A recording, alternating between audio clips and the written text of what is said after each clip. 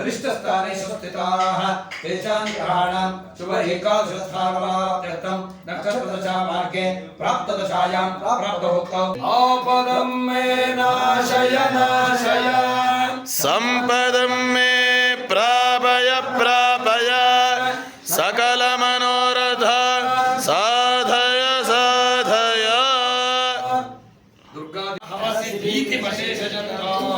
स्वस्ति स्मृता मतिमतीव शुभान् ददासि दारिद्र्यदुःखभयहारिणिका त्वदन्या सर्वोपकाराय धीमहि तन्नो दन्ति प्रचोदयात्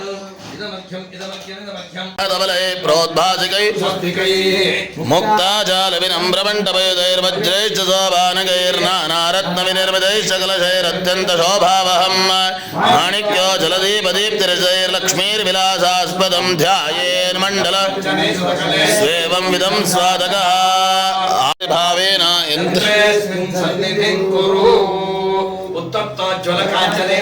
तुंगांगरंगस्थलं शुद्धस्फाटिकभित्तिका विलिसैः स्तंभैश्च हेमैः शुभैः द्वारैश्चामररत्नराजगलितैः शोभावहैर्मण्डितैर्छत्राणैरपि चित्रशङ्खधवलैः प्रोद्भासिकैः मुक्ताजालविनम्रमण्डपयुधैर्वज्रैश्च सोपानकैर्नानारत्नविनिर्मितैश्च कलशैरत्यन्तशोभावहं माणिक्यो जलदीपदीप्तिरजैर्लक्ष्मीर्विलासास्पदं ध्यायेन्मण्डल स्वेवं विधं स्वादकः आदित्यो वा एष एतन्मण्डलं तपति तत्र दारुजस्तदृचा मण्डलकं सरुचां लोकोऽथ तस्मिन् मण्डले चिर्दीप्यते तानि सामानि च साम्नां लोकोऽथय एष एतस्मिन् मण्डले पुरुषस्तानि यजोगंसि स यजुषा मण्डलकं स यजुषां लोकस्यैषा विद्यादपति येषोऽन्तरादित्ये हिरण्मयः पुरुषः ಈಗ ನೀವು ನೋಡ್ತಾ ಇರತಕ್ಕಂತ ಈ ಮಂಡಲವನ್ನ ದುರ್ಗಾ ಯಂತ್ರ ಮಂಡಲ ಅಂತ ಕರೀತಾರೆ. ಹೆಚ್ಚಾಗಿ ಚಂಡಿಕಾ ಹೋಮ, ದುರ್ಗಾ ಪೂಜೆ ಹಾಗೂ ವಿಶೇಷವಾಗಿ ಪಂಚದುರ್ಗಾ ಪರಮೇಶ್ವರಿ ದೀಪ ನಮಸ್ಕಾರ ಮೊದಲಾದಂತಹ ದುರ್ಗಾ ಪೂಜೆಯ ನಿಮಿತ್ತವಾಗಿ ಈ ಯಂತ್ರವನ್ನು ಬರೀತಾರೆ. ನೀವು ನೋಡ್ತಾ ಇದ್ದೀರಿ, ಇಲ್ಲಿಯವರೆಗೆ ನಾವು 9 ಆವರಣಗಳ ಮುಖಾಂತರವಾಗಿ ಆ ಯಂತ್ರದಲ್ಲಿ ಆ ದುರ್ಗೆಯನ್ನ ಪ್ರತಿಯೊಂದು ಆವರಣ ಪುರಸ್ಸರವಾಗಿ ಪ್ರಥಮಾವರಣ, ದ್ವಿತೀಯಾವರಣ ಅಂತ ಆವರಣ ರೂಪವಾಗಿ ಆ ಯಂತ್ರದಲ್ಲಿ ದೇವಿಯನ್ನ ಆವಾಹನೆ ಮಾಡಿದ್ದೇವೆ. ದೇವಾರಾಧನ ಮಂಡಲಂ. ಈ ಮಂಡಲವನ್ನ ಯಾಕೆ ರಚಿಸ್ತಾರೆ ಅಂತ ಹೇಳಿದ್ರೆ ಇದು ಬಹಳ ಅತ್ಯಂತ ಮಹತ್ವವಾದಂಥದ್ದು. ಎಲ್ಲರೂ ಕೂಡ ಇದನ್ನ ತಿಳ್ಕೊಳ್ಬೇಕಾಗಿರ್ತಕ್ಕಂಥ ಒಂದು ವಿಚಾರ. ದೇವತೆಗಳನ್ನ ಆರಾಧನೆ ಮಾಡುವಾಗ ನಾವು ಮಂಡಲವನ್ನು ರಚನೆ ಮಾಡ್ತೇವೆ. ಯಾಕೆಂತಂದ್ರೆ ದೇವತೆಗಳನ್ನು ಒಂದು ಮಂಡಲದಲ್ಲಿ ಅಥವಾ ವಿಗ್ರಹದಲ್ಲಿ ಅಥವಾ ಕಲಶಗಳಲ್ಲಿಯೇ ಆವಾಹನೆ ಮಾಡಬೇಕು.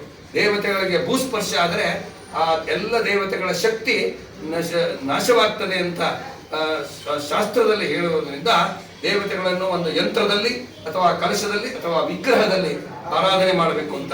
ಈಗ ನಾವು ಪಂಚದುರ್ಗಾ ಪರಮೇಶ್ವರಿಯ ಈ ಒಂದು ದುರ್ಗಾ ದೀಪ ನಮಸ್ಕಾರ ಅಂಗವಾಗಿ ಯಂತ್ರವನ್ನು ಬರೆದು ಯಂತ್ರದಲ್ಲಿ ಪೂಜೆಯನ್ನು ಮಾಡ್ತಾ ಇದ್ದೇವೆ. ದೇವತೆಗಳನ್ನು ಆರಾಧನೆ ಮಾಡುವಾಗ ಈ ಯಂತ್ರವನ್ನು ರಚಿಸತಕ್ಕಂಥದ್ದು ದೇವಾರಾಧನ ಮಂಡಲಂ. ಸುರಗಣಾಹ, ದೇವತೆಗಳ ಸಮೂಹವೇ ಅಂದ್ರೆ ತಾಯಿಯ ಪಂಚದುರ್ಗಾ ಪರಮೇಶ್ವರಿಯ ಎಲ್ಲ ಪರಿವಾರ ಗಣಗಳು ಬಂದು ನಾವು ಕೊಡುವಂತಹ ಪೂಜೆಯನ್ನು ಸ್ವೀಕರಿಸಲಿಕ್ಕಾಗಿ ಈ ಯಂತ್ರವನ್ನು ರಚನೆ ಮಾಡಿದ್ದೇವೆ. ಸುರಗಣಾಹ ದೇವ ಸದಾ ಭದ್ರಕಂ ಅಂದ್ರೆ ಎಲ್ಲ ದೇವತೆಗಳು ಇಲ್ಲಿ ಬಂದು ಕುಳಿತುಕೊಳ್ಳುವುದಕ್ಕೋಸ್ಕರ ಈ ಮಂಡಲವನ್ನು ರಚನೆ ಮಾಡಿದ್ದೇವೆ. ಕರ್ತೃ ದರ್ಶನ ಮಾತ್ರದ ಶುಭ ಫಲಂ. ಯಜಮಾನರಾಗಿರ್ತಕ್ಕಂಥವರು, ಬಂಧು ಬಾಂಧವರು, ಎಲ್ಲ ಭಕ್ತಾದಿಗಳು ಇದನ್ನ ದರ್ಶನ ಮಾಡೋದ್ರಿಂದಲೇ ಒಳ್ಳೆಯ ಶುಭ ಫಲ ಹೇಳುವಂತದ್ದು ಸಿಗ್ತದೆ. ಶುಭ ಫಲಂ ತತ್ ಪಂಚಭೂತಾತ್ಮಕಂ. ಇದು ಪೃಥ್ವಿ, ಅಪ್ಪು, ತೇಜೋ, ವಾಯು, ಆಕಾಶ ಎಂಬಂತಹ ಪಂಚಭೂತಗಳಿಂದ ನಿರ್ಮಿತವಾಗಿರ್ತಕ್ಕಂಥದ್ದು. ಅರುಣಾದ್ಯಕ್ಷರ ಸಂಯುತಂ. ಅಕಾರದಿಂದ ಕ್ಷಕಾರದವರೆಗಿನ ಎಲ್ಲ ಬೀಜಾಕ್ಷರಗಳನ್ನ ತನ್ನಲ್ಲಿ ಹೊಂದಿರತಕ್ಕಂಥದ್ದು ಈ ಮಂಡಲವು. ವರ್ಣಾದ್ಯಕ್ಷರ ಸಂಯುತಂ ಭಯಹರಂ. ಈ ಯಂತ್ರವನ್ನು ನೋಡಿದರೆ ಮನಸ್ಸಿನಲ್ಲಿರುವ ಎಲ್ಲ ಭಯವು ನಿವೃತ್ತಿ ಆಗ್ತದೆ. ತದ್ಯಾಗ ಪುಣ್ಯೋದಯಂ. ಇವತ್ತು ಮಾಡ್ತಕ್ಕಂತಹ ಪಂಚದುರ್ಗಾ ದೀಪ ನಮಸ್ಕಾರದ ಪುಣ್ಯದ ಉದಯ ಮಂಡಲ ದರ್ಶನದಿಂದಲೇ ಆಗ್ತದೆ ಅಂತ ಹೇಳಿದ್ದಾರೆ. ನಾನಾ ಮಂತ್ರಮಯಂ. ಅನೇಕ ಮಂತ್ರಗಳಿಂದ ಕೂಡಿರುವ ಸುಲಕ್ಷಣಯುತಂ, ನೋಡಲಿಕ್ಕೆ ಸುಂದರವಾಗಿರ್ತಕ್ಕಂತಹ ಈ ಮಂಡಲವನ್ನ ಧ್ಯಾನಿಸಿದರೆ ಮನೋನಂದನಂ, ಮನಸ್ಸಿಗೆ ಆನಂದ ಹೇಳುವಂತಹದ್ದು ಕೂಡ ಸಿಗ್ತದೆ. ಆ ಸ್ವಾಮಿನ್ ಸರ್ವ ಜಗನ್ನಾಥೆ, ಸರ್ವ ನಿರಾಮಯಗಳಾಗಿರ್ತಕ್ಕಂತಹ ತ್ರಿಶಕ್ತ್ಯಾತ್ಮಕ ಭಗವತಿ ಚಂಡಿಕಾ ದುರ್ಗಾ ಪರಮೇಶ್ವರಿಯೇ ಯಾವತ್ತ ಪೂಜಾವಸಾನಕಂ, ಎಲ್ಲಿಯವರೆಗೆ ನಿನ್ನೆ ಪೂಜೆ ಪುನಸ್ಕಾರ ನಮಸ್ಕಾರಗಳು ನಡೆಯುತ್ತವೋ ತಾವತ್ವಂ ಪ್ರೀತಿ ಭಾವೇನ, ಅಲ್ಲಿಯವರೆಗೆ ನೀವು ನಮ್ಮ ಮೇಲಿನ ದಯೆ ಪ್ರೀತಿ ಇವುಗಳಿಂದ ಯಂತ್ರೇಸ್ಮಿನ್ ಸನ್ನಿಧಿಂಕುರು, ಯಂತ್ರದಲ್ಲಿ ಬಂದು ಸನ್ನಿಹಿತಳಾಗುವಂತ ನಾವು ತಾಯಿಯಲ್ಲಿ ಕೇಳ್ಕೊಳ್ತಾ ಇದ್ದೇವೆ. ಇನ್ನೊಂದು ವಿಶೇಷ ಈ ಯಂತ್ರದಲ್ಲಿ ಇದೆ, ಅದನ್ನು ನಾವೆಲ್ಲ ತಿಳ್ಕೊಳ್ಳೇಬೇಕು. ಈಗ ನೋಡಿ, ಯಂತ್ರದ ಸುತ್ತ 4 ದ್ವಾರಗಳನ್ನ ರಚನೆ ಮಾಡಿದ್ದಾರೆ. ಅದರ ಜೊತೆಗೆ ಇಲ್ಲಿ ಯಂತ್ರದಲ್ಲಿ ಮಧ್ಯದಲ್ಲಿ ತಾಯಿಯ ಬಿಂದು ಮಾತ್ರ ರೂಪಳಾದಂತಹ ಆ ದುರ್ಗಾ ಪರಮೇಶ್ವರಿಯನ್ನು ಕೂರಿಸಿ ತ್ರಿಕೋಣ, ಆಮೇಲೆ ಷಟ್ಕೋಣ, ಹಾಗೆ ಅಷ್ಟದಳ, ಚತುರ್ವಿಂಶತಿ ದಳವನ್ನು ಬರೆದು ಕೊನೆಯಲ್ಲಿ 3 ವೃತ್ತಗಳನ್ನ ಹಾಕಿದ್ದಾರೆ. ನಾವು ನೋಡ್ತಾ ಇದ್ದೇವೆ. ಇದರಲ್ಲಿ ಇದು ಸತ್ವ ರಜ ತಮ ಎಂಬಂತಹ 3 ಗೆರೆಗಳನ್ನು ಹಾಕಿದ್ದಾರೆ. ನಾವು ಇದು ಏನು ತಿಳಿಸ್ತದೆ ಅಂತಂದ್ರೆ, ನಾವು ಬಾಹ್ಯ ಪ್ರಪಂಚದಲ್ಲಿದ್ದೇವೆ. ನಾವು ಅತ್ಯಂತ ಈ ಮಾಯಾ ಇದರಿಂದ ಕೂಡಿರುವಂತಹ ಪ್ರಪಂಚದಲ್ಲಿ ನಾವಿದ್ದೇವೆ.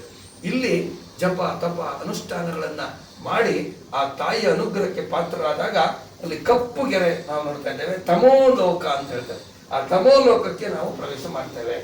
ಅಲ್ಲಿಯೂ ಸಹ ಹೆಚ್ಚು ಪೂಜೆ ಪುನಸ್ಕಾರ ಜಪ ತಪಗಳನ್ನು ಮಾಡಿದಾಗ ಎರಡನೆಯದು ಕೆಂಪು ಗೆರೆಯನ್ನು ನಾವು ನೋಡ್ತಾ ಇದ್ದೇವೆ. ಅದು ರಜೋಲೋಕ ಅಂತ ಹೇಳ್ತೇವೆ. ಆ ರಜೋಲೋಕಕ್ಕೆ ಪ್ರವೇಶ ಮಾಡ್ತೇವೆ. ಅಲ್ಲಿಯೂ ಸಹ ಅನೇಕ ಪೂಜೆ ಪುನಸ್ಕಾರ ದಾನಮಾನಗಳನ್ನು ಮಾಡಿದಾಗ ಒಳಗಡೆಗೆ ಬಿಳೇ ಗೆರೆಯನ್ನು ನಾವು ನೋಡ್ತಾ ಇದ್ದೇವೆ. ಅದು ಸತ್ಯಲೋಕ ಅಂತ ಹೇಳ್ತೇವೆ. ಅದರ ಒಳಗಡೆ ಇರ್ತಕ್ಕಂಥದ್ದೇ ದೇವಲೋಕ. ಅದರಿಂದ ಇದು ಏನ್ ತಿಳಿಸ್ತದೆ, ಈ 3 ಗೆರೆಗಳನ್ನು ಹಾಕಿ ಇವನ್ನೆಲ್ಲ ಮಾಡುವುದರಿಂದ ಏನು ಪ್ರಯೋಜನ ಅಂದ್ರೆ, ನಾವು ಆ ದೇವತೆಗಳನ್ನ ತಲುಪಲಿಕ್ಕೆ ತುಂಬಾ ದೂರದಲ್ಲಿದ್ದೇವೆ. ಅದಕ್ಕೆ ತದ್ರೂಪವಾಗಿರ್ತಕ್ಕಂಥ ಅನೇಕ ರೀತಿಯಾದಂತಹ ಶಕ್ತಿ ಜಪ ತಪಸ್ಸುಗಳನ್ನು ಸಿದ್ಧಿ ಮಾಡಿಕೊಂಡ್ರೆ ಮಾತ್ರ ನಮಗೆ ದೇವಲೋಕದ ಒಂದು ವಿಶೇಷವಾದಂತಹ ದರ್ಶನ ಆಗ್ತದೆ ಅಂತ ತಿಳಿಸ್ಕೊಡಕ್ಕೋಸ್ಕರ ಈ 3 ಸತ್ವರಜ ಸ್ತಮ ಎಂಬಂತಹ 3 ಗೆರೆಗಳನ್ನ ಬರೆದು ಮಧ್ಯದಲ್ಲಿ ದೇವತೆಗಳನ್ನ ಆವಾಹನೆ ಮಾಡ್ತಕ್ಕಂತಹ ಕ್ರಮವನ್ನ ನಮ್ಮ ಹಿಂದಿನ ವೈದಿಕ ಪರಂಪರೆಯಲ್ಲಿ ಹೇಳ್ಕೊಟ್ಟಿದ್ದಾರೆ. ಹಾಗೂ 4 ದ್ವಾರಗಳನ್ನ ಇವ್ಗೆ ಇಟ್ಟಿದ್ದಾರೆ. ಅದಕ್ಕೆ ಭೂಪುರ ಅಂತ ಹೇಳ್ತಾರೆ.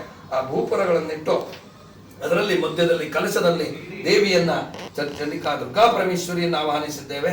ಎಲ್ಲ ಯಂತ್ರದಲ್ಲಿ ಆಯಾ 9 ನವನವಳ ಮಂತ್ರಗಳಿಂದ ಯಂತ್ರದಲ್ಲಿ ಆವಾಹನೆಯನ್ನು ಮಾಡಿದ್ದೇವೆ. ತಾಯಿಯಲ್ಲಿ ಪ್ರಾರ್ಥನೆ ಮಾಡ್ಕೊಳ್ಳಿ. ಎಲ್ಲಿಯವರೆಗೆ ತಾಯಿಯ ಒಂದು ಅನುಗ್ರಹ ಆಗ್ತದೋ ಅಲ್ಲಿಯವರೆಗೆ ಈ ಪೂಜೆ ನಡೆಯುವಲ್ಲಿವರೆಗೂ ತಾಯಿ ಇಲ್ಲಿ ಬಂದು ಸನ್ನಿಹಿತಳಾಗಿ ನಮ್ಮ ಎಲ್ಲ ಪೂಜೆಯನ್ನು ಸ್ವೀಕರಿಸಿ ನಮ್ಮ ಮೇಲೆ ಅನುಗ್ರಹವನ್ನು ತೋರುವಂತ ತಾಯಿಯಲ್ಲಿ ಪ್ರಾರ್ಥನೆ ಮಾಡ್ಕೊಳ್ಳಿ. ಇದಂ ಫಲಮ್ಮಯ ದೇವಿ ಜನ್ಮನಿ ಜನ್ಮನಿ. ಪಂಚದುರ್ಗೆಯರನ್ನ ದೀಪದಲ್ಲಿ ಸ್ಥಾಪನೆ ಮಾಡಿ ನಾವು ಇವತ್ತು ವಿಶೇಷವಾಗಿ ಪೂಜಿಸಿದ್ದೇವೆ. ಅಗ್ನಿದುರ್ಗ, ರಾಜದುರ್ಗ, ಐಶ್ವರ್ಯ ದುರ್ಗ, ಶಕ್ತಿ ದುರ್ಗ ಮತ್ತು ರಕ್ಷಾ ದುರ್ಗ ಎಂಬಂತಹ 5 ದೀಪಗಳಲ್ಲಿ 5 ದುರ್ಗೆಯರನ್ನ ಆಹ್ವಾನಿಸಿ ಪೂಜಿಸಿ ಅಷ್ಟೋತ್ತರ ಶತನಾಮಾದಿಗಳಿಂದ ಕುಂಕುಮಾರ್ಚನೆಗಳಿಂದ ಅರ್ಚಿಸಿ 108 ವೇದ ಮಂತ್ರಗಳು 108 ಪುರಾಣ ಮಂತ್ರಗಳ ಚಂಡಿಕಾ ದುರ್ಗಾ ಸಪ್ತಶತಿಯಲ್ಲಿ ಬರತಕ್ಕಂತಹ ಪುರಾಣ ಮಂತ್ರಗಳಿಂದ ದೇವಿ ಶ್ರೀ ದುರ್ಗಾ ಪರಮೇಶ್ವರಿಯನ್ನ ಯಾರು 108 ಪ್ರದಕ್ಷಿಣೆಯನ್ನು ಮಾಡುತ್ತಾರೋ ಅವರ ಮನೆಯಲ್ಲಿ ನಾನು ಸದಾ ನಿವಾಸಿಸುತ್ತೇನೆ ಅಂತ ತಾಯಿ ಹೇಳಿದ್ದಾಳೆ. ಆದ್ದರಿಂದ ಯತ್ರೈತತ್ ಪಠ್ಯತೆ ಸಮ್ಯಕ್ ನಿತ್ಯಮಾಯತನೇ ಮಮ ಸದಾನ ತದ್ ವಿಮೋಕ್ಷ್ಯಾಮಿ ಸಾನ್ನಿಧ್ಯಂ ತತ್ರ ಮೇ ಸ್ಥಿತಂ ಅಂತ ಹೇಳಿದ್ದಾರೆ.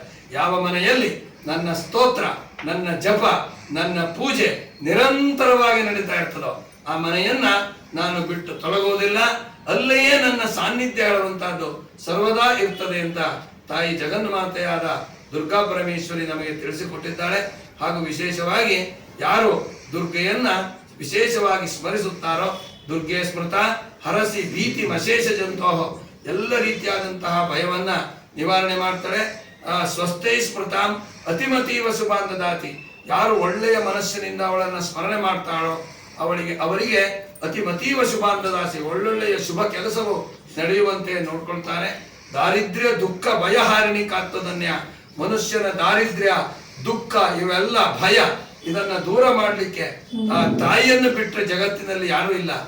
ಭಯ ಹಾರಿಣಿ ಕಾತ್ವಧನ್ಯ ಸರ್ವೋಪಕಾರ ಕರಣಾಯ, ಪ್ರತಿಯೊಬ್ಬ ಮನುಷ್ಯರ ಕಷ್ಟಗಳಿಗೆ ಸ್ಪಂದಿಸಲಿಕ್ಕೆ ಸದಾ ಆರ್ದ್ರ ಚಿತ್ತ. ನೀನು ಯಾವಾಗಲೂ ತೆರೆದ ಮನಸ್ಸಿನೊಳಗಿರ್ತೀಯ.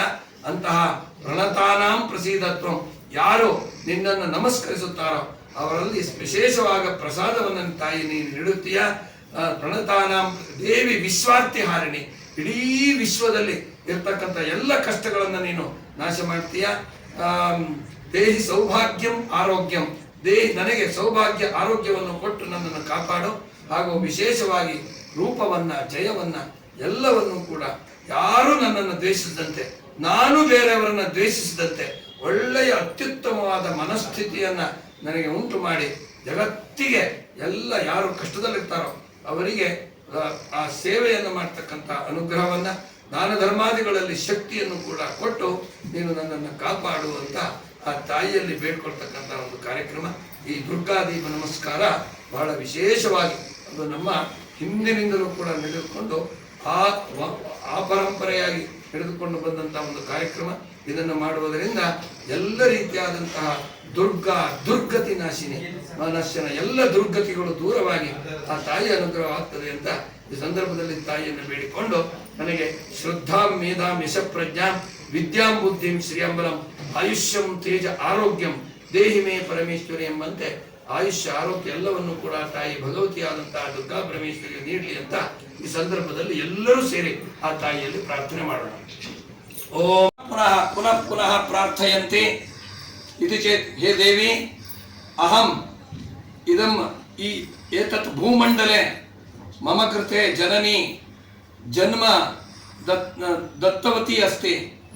ತಜ್ಜನ್ಮೇಷು ಅಹಂ ಕಿಮಪಿ ಅಪರಾಧಂ ಕುರ್ಯಾತ್, ಕಿಮಪಿ ಮಯಾ ಕಿಮಪಿ ಅಪರಾಧಂ ಭೂಯಾತ್, ತತ್ಸರ್ವಮಪಿ ಭವತ್ಯಾ ಕ್ಷಮಿತವ್ಯಂ, ಭವತಿ ಕ್ಷಮಾಪಣಂ ಕರ್ತುಂ ಅರ್ಹತಿ ಇತಿ ಏಕವಾರಂ ದೇವ್ಯಾಃ ಪುರತಃ ಸ್ಥಿತ್ವಾ ಸಹ ಏಕಂ ಶ್ಲೋಕಂ ವದತಿ.